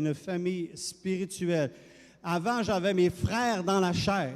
Mais maintenant, j'ai mes frères. Maintenant, selon la chair, avant, j'avais des gens qui m'entouraient. C'était biologique, c'était au niveau des choses familiales et tout ça. Mais maintenant, selon l'Esprit, j'ai des frères et des sœurs selon l'Esprit. On posait la question à Jésus, qui sont tes frères et tes sœurs? Ce sont ceux qui croient en mon Père, ce sont ceux qui croient. Il y a une nouvelle dimension, il y a une nouvelle compréhension. Alors, si tu es dans l'Église et que tu vois juste ça comme aller à l'Église, il y a quelque chose que tu as manqué dans ton identité. Maintenant, tu fais partie d'une nouvelle famille. Maintenant, les gens qui sont alentour de toi, c'est tes frères et tes sœurs. Tu devrais être important pour eux, ils devraient être importants pour toi. Alléluia. Donc, c'est un deuxième aspect de notre nouvelle identité. Nous sommes appelés à être aussi ses ambassadeurs. En d'autres mots, c'est représentants. Un ambassadeur représente les valeurs de son pays, représente son pays, défend son pays. C'est ce qu'un ambassadeur va faire dans le domaine séculier, dans le domaine du monde et tout ça. Mais nous avons aussi cette même responsabilité en tant qu'ambassadeur. En d'autres mots, l'ambassadeur, quand il est dans un autre pays, il ne peut pas se comporter n'importe comment. Sinon, il risque de faire honte à son pays. T'envoies un ambassadeur canadien quelque part, il se comporte n'importe comment dans son langage, dans ses attitudes, dans ses choses et tout. Il manque d'intégrité, c'est un voleur, c'est un corrompu. Il va faire honte à son pays. On va dire, peut-être une personne, c'est une chose, parce qu'on va dire c'est un individu, on va être capable de faire la part des choses. Mais si un autre ambassadeur et un autre vient comme ça va entacher la réputation du pays qu'il est en train de représenter. Alors, nous sommes des ambassadeurs du corps de Christ. Maintenant que tu es né de nouveau, que tu es un nouveau prototype, tu es une nouvelle créature, tu ne peux plus te comporter simplement en pensant que tes actes négatifs, tes paroles, les choses que tu dis vont juste avoir un impact sur toi. Ils vont avoir un impact sur le pays que tu représentes. Et qui est le pays que tu représentes? C'est le ciel. Et quelquefois, lorsqu'on regarde la façon qu'on se comporte avec les autres, les choses que l'on va écrire, les choses que l'on va poster sur Facebook, sur les médias sociaux, les choses alentour de nous et tout, je pense qu'il y a des places où est-ce qu'on a oublié qu'on est en train de représenter le ciel. Il y a des places qu'on a oublié qu'on est en train de représenter le ciel. Les commentaires que je fais, les commentaires que j'écris sont toujours teintés de la réflexion de qu'est-ce que ça va dire à propos de mon Père, qu'est-ce que ça va dire à propos du ciel. Mon opinion, ma frustration, mes déceptions ne doivent pas me faire oublier ma mission en tant qu'ambassadeur et représentant du ciel. Je ne parler pas pour condamner, je ne vais pas parler pour juger, pour apporter quelque chose de négatif, mais je vais vouloir être là dans l'amour et avec le cœur que Jésus aurait eu dans les situations dans lesquelles que nous pouvons faire face. Un autre aspect de ce que nous sommes appelés à être, c'est des brebis. Lorsqu'on parle de la brebis, on pourrait rentrer bien dans le détail, mais pour moi, les brebis montrent leur vulnérabilité, montrent leur dépendance envers le Seigneur, envers leur berger, comme nous sommes appelés à dépendre du Seigneur. Il nous conduit, il nous guide, il prend soin de nous. Il est là pour nous protéger, il est là pour nous garder, mais on a besoin de lui. On reconnaît cette dépendance-là envers Dieu. Donc pour moi, cette dimension-là de la brebis, c'est de comprendre que je suis vulnérable, que nous sommes vulnérables et on a besoin que le bon berger puisse nous diriger, nous parler, nous protéger. Amen. Donc je reste dépendant avec lui. Je ne veux pas rester indépendant, mais je veux démontrer ma dépendance envers lui. Il nous décrit aussi comme son corps, qui parle dans le corps de différentes parties du corps, qui nous ramène à l'unité et à comprendre que la diversité est forte, mais la diversité est forte dans l'unité, où est-ce que chacun occupe sa partie dans le corps de Christ. Christ étant la tête et nous étant chacun des membres de son corps, et que nous sommes appelés à fonctionner ensemble, dans l'ensemble du corps de Christ, et de ne pas penser que ceux qui ont moins de visibilité ont moins de valeur que ceux qui ont plus de visibilité et tout cela. On veut marcher dans l'humilité et dans la complémentarité les uns avec les autres. C'est une autre dimension qu'on est appelé à comprendre de notre identité. Nous sommes aussi un autre exemple qui nous donne, c'est que nous sommes son armée. Nous référant au fait que nous sommes dans un combat spirituel, que ce n'est pas juste une petite croisière, on n'est pas juste des petites brebis qui existent, qui est là et qui dépendent du maître et qui n'a pas la dimension spirituelle, démoniaque, satanique qui existe. Il y a un combat, il y a une lutte spirituelle qui opère. Il y a un ennemi de nos âmes qui veut essayer de nous briser, qui vient pour voler, pour détruire, pour égorger. Il y a une dimension de l'armée qu'il faut avoir le mindset d'une armée de fonctionner ensemble, en unité dans cette armée-là pour faire avancer le royaume de Dieu. Un autre des aspects qui est ressorti, c'est celui de l'épouse. Et pour moi, cette image de l'épouse réfère à une dimension d'intimité, d'affection et d'amour, comme nous voyons dans le Cantique des Cantiques. Je suis à mon bien-aimé est à moi. Et cette dimension-là, on n'est pas juste des membres de l'armée, on n'est pas juste comme une armée, mais il doit avoir cette dimension d'aimer Dieu, d'avoir l'amour de Dieu, de savoir qu'il nous aime, de savoir qu'il nous aime. Alléluia. Et que nous voulons aussi manifester de l'amour envers lui. Nous voulons également être aussi des adorateurs. Et dit, le Père cherche maintenant des adorateurs en esprit, en vérité. Donc, il y a cette dimension de vouloir adorer le Seigneur, de rentrer dans des moments de louange, dans des moments d'adoration, ce qu'on adore Dieu. Ça fait partie de qui nous sommes également. Nous sommes aussi des sacrificateurs. Sacrificateurs étaient ceux qui étaient mis à part, qui étaient appelés à servir Dieu, qui étaient dans le service de Dieu. Et ce n'est pas n'importe quel sacrificateur, mais c'est un sacerdoce royal. Notre service, on sert Dieu dans un royaume. Jésus est venu pour établir son royaume. Dieu veut nous donner le royaume et nous sommes appelés à servir dans le royaume. Donc, nous sommes des serviteurs de Dieu. Peu importe dans ce que l'on fait, que ce soit avec les enfants, que ce soit dans les multimédias, que ce soit à prêcher, à chanter ou quoi que ce soit. À la base, nous sommes un sacerdoce, un groupe qui fait partie d'une royauté servant le roi des rois. On n'est pas des pauvres, des abandonnés, mais on fait partie d'une royauté. Ça devrait être quelque chose de spécial. Ça devrait être quelque chose que tu es fier, qui réjouit ton cœur de comprendre cette dimension-là ce matin. Des rachetés qui ont été rachetés de la part de l'Éternel. Rachetés par le prix de son sang qui a été versé, qui devrait remplir nos cœurs de reconnaissance, de ne jamais oublier qu'il nous a rachetés par le prix de son sang. Aussi un autre exemple, c'est l'avant-dernier que je vous présente ce matin, les sarments.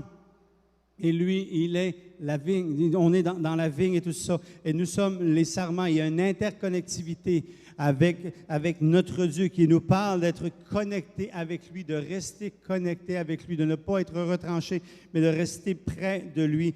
Et qu'il y a tellement une proximité entre ce que nous faisons avec Dieu et pour Dieu que tu as même la difficulté à reconnaître quel est le travail, quelle est la part de l'homme et quelle est la part de Dieu dans cette personne-là. Pourquoi? Parce qu'il y a tellement cette proximité-là avec Dieu qui laisse couler la vie de Dieu pour porter du fruit. Et finalement, le dernier que je vais vous présenter ce matin est d'être des disciples. La Bible nous décrit, nous encourage à devenir ses disciples, faits de toutes les nations, des disciples. Nous sommes appelés à suivre la discipline de Christ, à marcher dans les voies de Dieu. Je pourrais continuer avec d'autres aspects, d'autres images de notre identité générale, mais je vais m'arrêter ici avec ceux-là. Je pense que j'en ai nommé plusieurs et si je vais être capable de les connecter ensemble pour aller vraiment dans la direction, ce que je veux que vous puissiez retenir de ces choses-là ce matin, on va s'en tenir à ceux-là. Progresser avec Dieu dans l'identité dont il a voulu que nous ayons nous amène à progresser dans ces différents aspects qui devraient éventuellement former un tout. Je vais vous lire encore. Progresser avec Dieu dans notre identité, dans l'identité qu'il a voulu qu'on puisse avoir, va nous amener à progresser dans ces différents aspects qui devraient éventuellement former un tout. Je l'ai lu 2 fois, laissez-moi juste vous l'expliquer, juste le remettre ensemble. C'est que dans ce nouveau prototype, cette nouvelle créature, quand on décrit ces aspects-là que l'on a vu d'être des brebis, que nous sommes son corps, que nous sommes son armée, quand on comprend l'ensemble de ces choses-là que nous sommes, c'est ce qui va aider à former notre identité.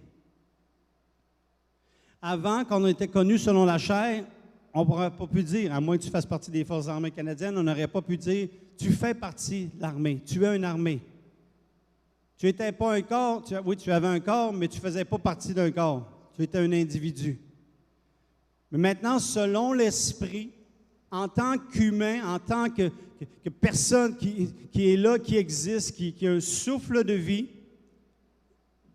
on va être connu selon l'Esprit. Et on peut être connu selon l'Esprit dans notre particularité individuelle, et ça, on va continuer de le voir un peu plus tard, mais à la base, on a besoin de comprendre notre identité en Christ, l'identité que Dieu a voulu que nous puissions avoir. D'avoir cette identité-là, de comprendre que maintenant, ce matin, je comprends encore davantage, peut-être certains le comprenaient déjà, mais je suis un racheté. Je suis une brebis, je dépends de Dieu. Je suis son épouse, je suis l'épouse de Christ, il y a une relation d'amour. Je suis ambassadeur, je dois faire attention à mon témoignage. Je suis un disciple, je dois faire attention à la discipline que je vais avoir avec le Seigneur. Je suis enfant de Dieu. On a une famille spirituelle, de comprendre ces choses-là, de vouloir grandir. Et plus qu'on va essayer de grandir dans ces choses-là, plus tu vas avoir la connaissance de cela, le développement total de ton identité. Plus que tu comprends bien l'identité que Christ a voulu qu'on puisse avoir, plus que cela va déterminer ta capacité à accomplir sa volonté et la destinée qu'il a pour toi. De comprendre la destinée qu'il a pour toi.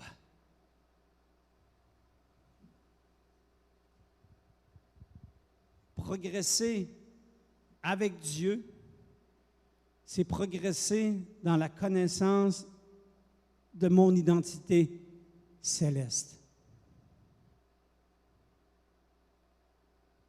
De progresser dans ces... Et comment je progresse dans mon identité céleste? Comment je progresse selon mon identité que le ciel dit que je dois avoir? Je ne peux pas progresser dans cette identité-là si je ne connais pas l'identité qu'il m'a donné d'avoir. Et les choses que je vous ai décrites, que je vous ai parlé, vous expliquent, vous démontrent quel genre d'identité vous devriez avoir.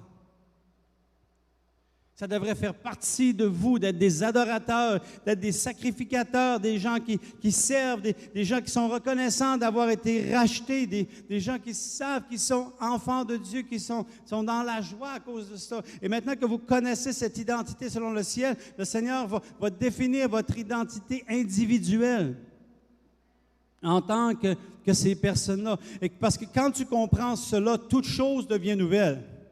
Voyez-vous, vous rappelez le premier verset que je vous avais lu, « Si quelqu'un est en Christ », donc si quelqu'un est né de nouveau, si quelqu'un a été régénéré par le Saint-Esprit, toute chose devient nouvelle. La perspective change. Quand tu comprends cela, toute chose devient nouvelle. Ta perspective de toi va changer. Tu n'es pas un accident, tu es un enfant de Dieu. Tu as un plan éternel qui a été établi par Dieu. Il y a un sens, il y a quelque chose qui change à propos de toi. Tu n'as pas besoin d'avoir peur parce que tu sais que tu as un Père céleste qui t'aime. Parce il s'est décrit comme le bon berger. Donc, ta perspective va changer parce que tu comprends maintenant mieux qui tu es selon le ciel. Ta perspective de la vie. Tu vas voir la vie pas simplement selon la chair, mais tu vas le voir selon l'esprit. Il y a des situations, des choses qui vont se passer alentour. Peu importe si tu n'as pas Dieu, si le monde va mal, si le monde est chaotique, quel est l'espoir? Mais si tu sais que Dieu va revenir, que Jésus va venir créer des nouveaux cieux et une nouvelle terre, la perspective change. La situation change. Le monde est dans la panique, mais toi, tu es dans la paix par rapport aux circonstances de la vie, parce que tu sais que Dieu est avec toi, que Dieu est bon et que Dieu ne perd pas le contrôle. Alléluia. Ta perspective va changer à propos des autres. Tu ne verras pas juste les autres comme un voisin, comme quelqu'un qui s'assied dans le banc d'église, mais comme un frère, comme une sœur. Ta perspective change à ce niveau-là. Ta perspective va changer à propos de Dieu, comprenant ton identité et qui il est. Ta perspective va changer à propos de lui. Lorsque tu comprends ces choses-là, même tes prières vont changer. Parce que 3/4 des prières sont faites pour les non, particulièrement ceux qui ne connaissent pas vraiment Dieu d'une façon personnelle. Et même si tu connais Dieu d'une façon personnelle, bien souvent la prière est orientée sur les besoins. La prière est orientée sur toi. Mais lorsque tu comprends le plan de Dieu, tu comprends l'armée, tu comprends le service, le sacrifice, les prières vont changer. Ce n'est pas simplement des prières qui sont pour ton propre agenda, mais qui sont pour l'agenda du plan de Dieu. La prière ne devient pas simplement un service individuel, un self-serve, où est-ce que tu es là pour te servir toi-même, mais c'est pour faire accomplir les plans de Dieu, les desseins de Dieu, décréter, déclarer les plans de Dieu. Les choses changent. Lorsque tu comprends cela, même ta sanctification, donc de te mettre à part pour le Seigneur change. Les religieux regardent la sanctification comme un refus à marcher dans le mal, à dire non au mal, à éliminer le mal. Et ça, c'est la compréhension de la sanctification dans une mentalité de religion. Mais dans la mentalité du royaume de Dieu, la sanctification est la mise à l'écart pour accomplir les desseins et les plans de Dieu. ce qui inclut que le mal va s'enlever, mais le bien là. Je l'ai déjà dit à l'Église, mais je vais le dire encore, que le mal sorte de nos vies, c'est la moitié de la sanctification. Si on veut avoir une vraie sanctification, c'est le mal est enlevé de ma vie, mais le bien que Dieu veut que j'accomplisse est là. Mais ça, tu ne peux pas penser ça dans la pensée selon la chair, et dans la pensée religieuse, dans la pensée selon le royaume de Dieu et selon l'Esprit. La sanctification devient l'alignement avec le plan divin pour l'homme et la femme, pour sa destinée personnelle. Ça, c'est la façon que je vois. Et ma motivation n'est pas... Je reviens encore là-dessus, je pense que c'est un point qui est extrêmement important. Ma motivation en tant qu'enfant de Dieu n'est pas d'éliminer le mal. Ça, c'est une mentalité religieuse. Ma motivation est d'accomplir le plan de Dieu, le destin que Dieu a pour moi. Pourquoi? Parce que j'ai cru en lui, je suis enfant de Dieu, je suis un ambassadeur, je l'aime, je suis appelé à le servir et tout cela. Et mon focus, mon attention est de réaliser tout le plan que Dieu a pour moi. Maintenant, parce que je suis motivé à me mettre à part, et c'est exactement le sens, les instruments étaient mis à part. Les hommes étaient mis à part dans l'Ancien Testament. On les mettait à part pour le service de Dieu. Sanctifiez-moi.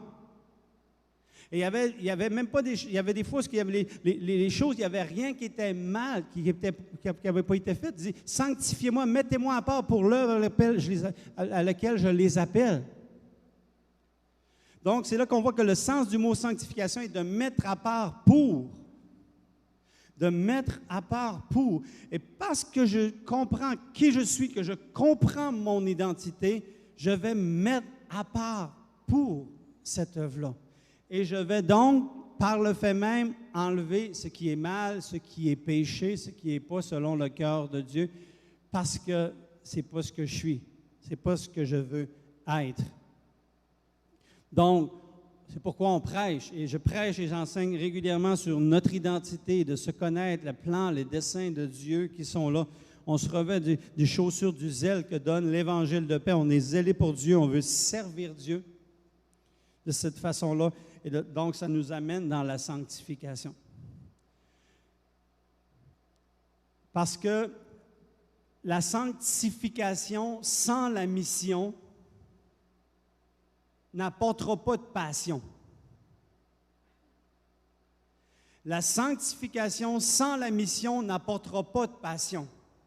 Alors que la passion pour la mission va amener la sanctification. Je suis motivé par quelque chose de bien. Si je me prive de manger, de ne pas trop manger le bon sucre à crème que ma femme va faire et tout ça, si je veux changer des choses, s'il y a des choses que je veux me priver, m'empêcher, pourquoi? Parce que je suis motivé pour avoir une meilleure santé. Je suis motivé pour être dans un meilleur état. Donc, il y a comme une carotte qui va me motiver pour le changement, pour la transformation, ce qui fait que ça va me donner la force, ça va me donner l'énergie pour abandonner ces choses-là qui sont négatives. Mais de plaire à Dieu, de marcher pour Dieu dans l'amour, de vouloir vraiment pas manquer le plan que Dieu a pour moi, de réaliser cette mission-là parce que je comprends mon identité, va me motiver. Va dire, je ne veux rien savoir du mal, je ne veux rien savoir de risquer de perdre la destinée de Dieu pour moi. Le plan que Dieu a pour moi, les trésors que Dieu a pour moi, le bien qu'il peut faire au travers de moi, le sentiment de paix, le sentiment de bonheur, le sentiment d'épanouissement qui peut être en moi. Je veux pas que le mal vienne empêcher ça, je veux pas que le mal vienne détruire ça, oubliez ça. Donc ma motivation est différente, est différente. Je sais que dans différentes sphères, différents domaines, par exemple, et puis c'est pas tout le monde qui le fait, mais de façon générale, il y a toujours des exceptions, mais un policier vient et tout ça, et puis il va arriver, puis même s'il n'aura pas toujours son uniforme, il y a certaines choses qu'il va se dire, je ne ferai jamais ça parce que je sais que je suis policier. C'est une des choses qui va dire, ben, je suis policier, je ne peux pas faire ça, je suis telle chose, je ne peux pas faire ça, voici qu'est-ce que je suis. Parce que je le suis, je comprends qui je suis, je veux dire, je ne peux pas faire cette chose-là. Mais quand tu comprends qui tu es, sur la fin du message de ce matin, je vais te poser la question, quel aspect de votre identité générale va bien? L'aspect que j'ai décrit ce matin, quel aspect de ton identité générale va bien? Ah, moi, cher Dieu, dans le sens du, je suis un sacrificateur, je suis impliqué, je fais les choses pour Dieu. OK, gloire à Dieu, ça va bien en tant que sacrificateur. Qu'en est-il dans ton rôle d'épouse, ta relation d'amour avec Dieu? Je suis un ambassadeur, je représente bien le Seigneur, je le représente bien le Seigneur, mais OK, qu'est-ce qu'il y en est de l'adoration en esprit et en vérité? Ah, je suis un racheté, je suis reconnaissant, je suis un bon disciple et tout ça. Oui, mais qu'est-ce qu'il y en est en tant qu'enfant de Dieu? Qu'est-ce qu'il y en est dans l'amour pour les frères et les sœurs et l'importance que tu portes à ceux qui sont alentour de toi? Quel aspect de l'identité générale que j'ai décrit ce matin va bien? Juste prendre le temps, tu peux, après le message, quand on va finir tout à l'heure, si tu veux rester ou peut-être plus tard y réfléchir en prière, dire, juste regarder un peu ces choses. Quel aspect va bien? Et quel aspect a besoin d'être amélioré ou de progresser? Comment je peux progresser avec ça? Pas trop fort, mon adoration. Alors, prends des temps d'adoration. Trouve-toi de la musique chrétienne et puis laisse ton cœur connecté avec Dieu pour développer cet aspect de l'adorateur. Tu as besoin de grandir en tant qu'enfant de Dieu, avec les frères et sœurs. Qu'est-ce que tu vas mettre en place? Comment tu vas le faire?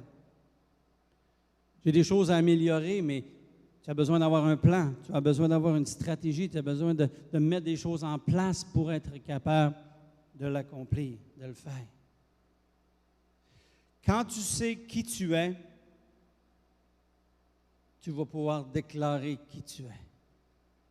Même dans ton temps de prière, c'est des moments, je l'ai fait, différents moments de ma vie de prière et tout ça, où est-ce que, Seigneur, je te remercie, Seigneur, que je suis une créature créée à ton image, Seigneur. Seigneur, je te remercie que je suis enfant de Dieu, je t'ai reçu dans mon cœur, je suis enfant de Dieu. Aujourd'hui, je peux être dans la confiance, Seigneur, parce que je suis enfant de Dieu, Seigneur. Bénis mes frères et sœurs aussi dans la foi, Seigneur, parce que nous sommes une famille, Seigneur, et je me réjouis avec ceux qui se réjouissent, et je pleure avec ceux qui pleurent, Seigneur. Et on est là, on veut s'aimer, Seigneur, et on ne veut pas, Seigneur Dieu, si on s'est offensé les uns les autres, on est une famille, on est appelé à se pardonner. On est appelé à marcher dans l'amour les uns avec les autres. Seigneur, aide-nous aujourd'hui à être des bons ambassadeurs. Aide-moi dans mon milieu de travail. Aide-moi dans ce que je fais. Aide-moi dans ce que je dis. Être un bon ambassadeur, un bon représentant du ciel, Seigneur. Merci, Seigneur, que je suis une brebis, Seigneur, que je dépends de toi, Seigneur. Merci que tu es mon berger, Seigneur, qui vient pour donner ta vie pour moi, Seigneur, et qui veut me donner la vie en abondance. Merci, Seigneur, pour ça, Seigneur. Aide-nous, Seigneur, à continuer de faire avancer ton œuvre, Seigneur, car nous sommes ton armée, Seigneur. Oh, Jésus, je t'aime de tout mon cœur. Aide-moi à t'aimer encore davantage, Seigneur, car je sais que tu es mon époux et nous sommes ton Église, ton époux, Seigneur. Je veux t'adorer en esprit, en vérité, Seigneur. Seigneur, comment tu veux? On peut englober. Merci, Seigneur, que nous sommes des sacrificateurs. On fait partie d'un royaume éternel, un royaume qui ne finira point. C'est un royaume qui va être établi présentement. On ne le voit pas physiquement, Seigneur, mais dans Seigneur Dieu, tu vas venir établir ce royaume-là et on va être ensemble pour toujours. Nous qui sommes les rachetés de l'Éternel, Seigneur. Alléluia. Comprenez ce que je veux dire?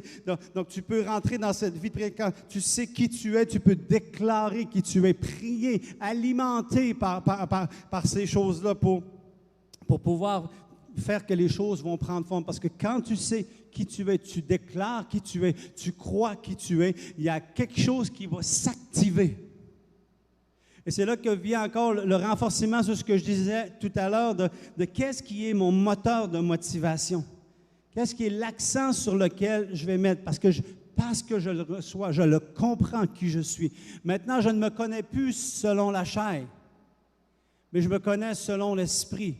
Et parce que je me connais selon l'Esprit dans l'identité que Dieu me donne, je le déclare, je le crois, je le prie. Il y a quelque chose qui prend forme. Parce que Dieu, il y a une puissance dans la parole, il y a une puissance dans ce que tu crois. Tel un homme pense, tel est là. Il y a une puissance dans la pensée, mais il y a une puissance dans les paroles déclarées.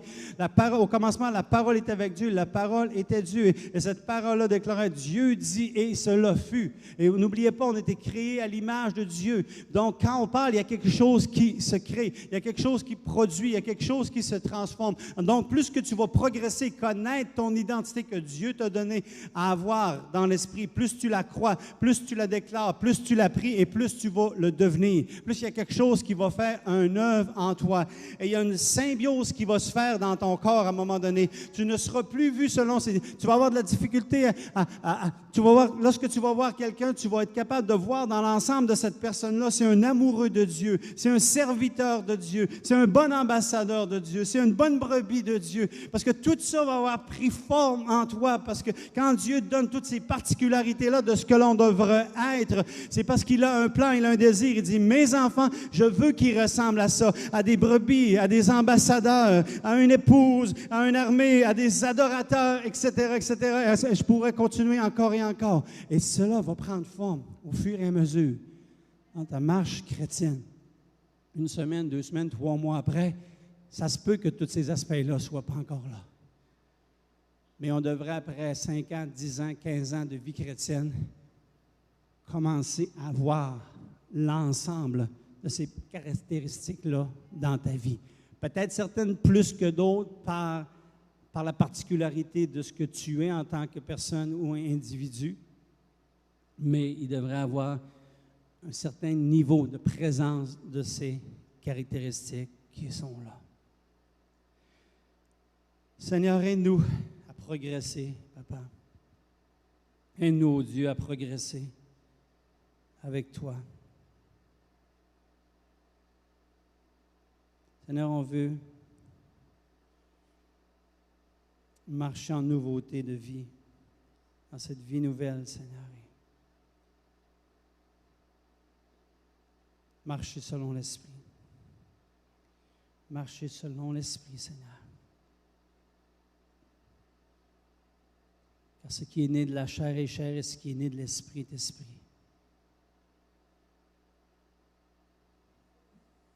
Seigneur, par la nouvelle naissance, la nouvelle vie que tu nous as donnée d'avoir, Seigneur, il y a quelque chose de particulier qui se passe dans nos vies.